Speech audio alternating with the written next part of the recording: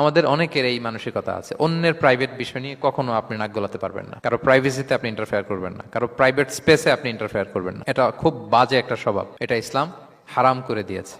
আমাদের অনেকের মধ্যে আছে খুঁটে খুঁটে, ভাই এটা কি ওইটা কি করছেন, সরকারি চাকরি না প্রাইভেট চাকরি, বেতন কত, বয়স কত, ওইটা কত, হাবি যাবি, এটা তার ইটস নট হিজ বিজনেস। তারপর মানুষ খুঁচিয়ে খুঁচিয়ে নিঃসন্তান দম্পতি আমি দেখেছি, তাদেরকে পেলে অনেকে, ভাই কি সমস্যা, কয় বছর হইল, বাচ্চা নিচ্ছেন না কেন, কবে হবে, কার সমস্যা, আপনার সমস্যা না ভাবির সমস্যা, বেটা তোর কি সমস্যা এটা বল।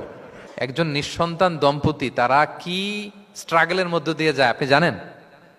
এটা তার জন্য পরীক্ষা। ওই পরীক্ষার মধ্যে আপনি খুঁচিয়ে খুঁচিয়ে, মানে সে kind of his a gynaecologist, treatment দিচ্ছে, ভাই কি হয়েছে, এইটা ওইটা, তাদেরকে বিব্রত করে একটা পরিস্থিতিতে ফেলা, এম্বারাসিং একটা সিচুয়েশনে ফেলা, এটা হারাম। এই ম্যানারগুলো ইসলাম আমাদেরকে ধরে ধরে শেখায় যে এটা তোমার বিজনেস না, তুমি খুঁচিয়ে খুঁচিয়ে মানুষের ব্যক্তিগত বিষয় যেটাতে সে বিব্রত বোধ করে, এগুলো তুমি জিজ্ঞেস করতে পারো না।